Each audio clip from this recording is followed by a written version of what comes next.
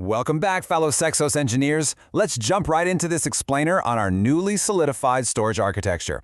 What we're discussing today is essentially a raw architectural chalk blueprint of the massive semantic realignment we literally just completed. We're going to go over exactly how we've completely overhauled our file system and storage semantics. As you know, we're leveraging a BTRFS and ext4-inspired extent state machine, and the whole goal here is to build a mathematically verifiable, extremely high-density, single address space operating system. So, here's the game plan for today's blueprint. We'll start with how we're fixing the split brain authority, move on to the I/O intent normalization boundary, walk through the proven storage pipeline, lock in our strict invariance and crash safety, and finally, wrap up with our next engineering milestones. All right, Section 1, Split Grain Authority, fixing the driver versus FS clash. Look, we really have to talk about the near-catastrophic abstraction collapse we just survived, where our driver and file system were actively competing for truth. Previously, we had a major hazard on our hands. Both SexDrive and Sexfiles were trying to interpret IPC protocols and manage hardware access at the exact same time. It was an absolute mess of overlapping responsibilities. So we fixed it by strictly decoupling them. Now, SexDrive exclusively owns the DMA and the hardware truth. It acts as the hard physical boundary of the system. Meanwhile, Sexfiles has been stripped entirely of hardware knowledge and now exclusively handles file system semantics. To rigidly enforce this new boundary across our Saasos architecture, we made a crucial change. We routed all diskfs backend calls strictly through DEMA call and DEMA reply capability tokens. That means we have completely abandoned raw pointers for cross-domain hardware calls. The kernel now demands a strict zero-trust hardware delegation model. Basically, if you don't hold a capability token, you absolutely do not touch the memory. No exceptions. Moving right along to Section 2, the I/O intent boundary, or as I like to call it, normalizing IPC chaos. Now, to prevent the file system from devolving right back into a monolithic driver, we introduced something incredibly powerful called I/O intent. Think of this as the pure semantic truth object. What happens is our SexDrive I/O compiler catches all those chaotic asynchronous IPC requests coming from userland, parses them, batches them together, and normalizes them into a single I/O intent.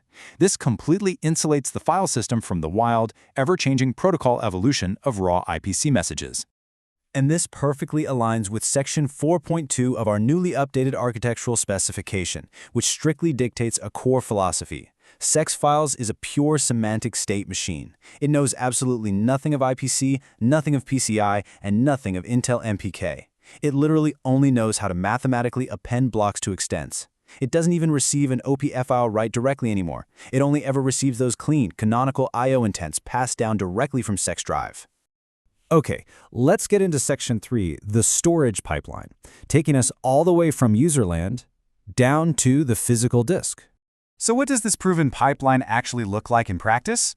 Here is the exact sequence. First, a Lennon IPC request originating from protection domain 2 hits the SexDrive I/O compiler and DMA scheduler. Second, SexDrive takes that and normalizes it into the canonical I/O intent form we just talked about. Third, this perfectly normalized intent fires off the Sexfiles journal engine. Fourth, we take the hardware result and map it through a block page up to an extent into the inode and finally wrap it in the file object abstraction. And lastly, step 5, we issue a brilliant zero-copy capability grant right back to Lennon. I really want to highlight what we did with extents here because it's a real game changer. We completely 100% abandoned any assumptions about contiguous physical layouts. Real DMA completions almost always arrive fragmented, right? So extents in our system are now natively scatter-gather, utilizing a vector of block pages. DMA just gives you raw bytes, but this specific extent logic gives those bytes actual semantic meaning, and it does it without ever forcing contiguous memory allocations.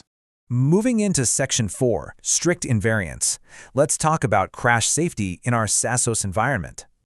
As engineers building this system, our strict invariants are basically our holy grail. We dictate absolutely no POSIX or Linux assumptions. No standard library, no libc, no traditional threads, just our pure, mathematically frozen, lock-free microkernel design. We allow absolutely zero cross-protection domain pointers without strict PDX boundary enforcement. And this is absolutely crucial. To guarantee crash safety, inodes are exclusively mutated via atomic write-ahead log journal commits. We never, ever mutate an inode directly during a raw hardware IR key path. To pull off true zero-copy handover read and handover write across our global virtual address space, we rely on a very strict subcycle PKRU atomic bit flip sequence. First, we read the current hardware keys with RDPKRU. Then, we temporarily grant access to the specific memory capabilities with WRPKRU. We execute the operation and then instantly restore the original keys with another WRPKRU. It is literally hardware-accelerated memory lending, and the whole sequence happens in less than 40 cycles. It's incredibly fast. Finally, Section 5, next milestones in our upcoming engineering targets. So where do we go from here? Now that the foundation is proven, we have 3 main targets. First, we need to connect SexDrive to a real tuxedo-wrapped NVMe Linux driver for hardware DMA validation. Our C-algebra layer is already prepped and ready for this. Next, we have to wire our lock-free LRU cache directly to the Sex demand pager so we can get that dynamic memory pressure scaling working. And finally, we've got to expand our TempFS and DiskFS backends well beyond our current RAMFS bounds, which is what will make the file system truly persistent.